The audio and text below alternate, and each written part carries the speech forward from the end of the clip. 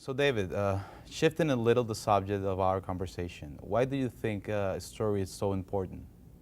I think if you could go back in time when mankind first started to learn to talk and communicate, I think they started telling stories. I think that stories are an inbuilt part almost of the psychological DNA of humans.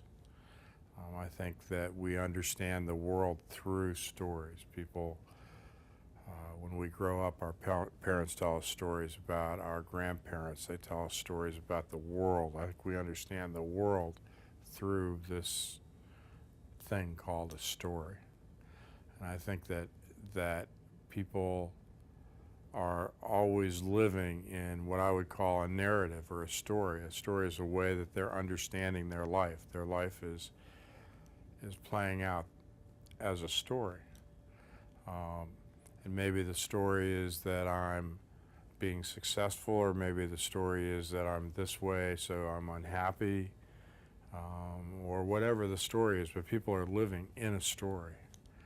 And I think for politics and leadership and trying to institute societal change, that you need to give people a way to understand how their actions fit and how their actions become meaningful and how their actions become creative. And I think how you do that is to create a story that allows that to happen. And it's important, when I talk about creating a story, I'm not talking about making something up that's not true. I'm talking about something that is true and that is a way of understanding where your actions and behaviors fit in concert with other people's actions and behaviors to produce a certain outcome. I don't know if that makes sense, but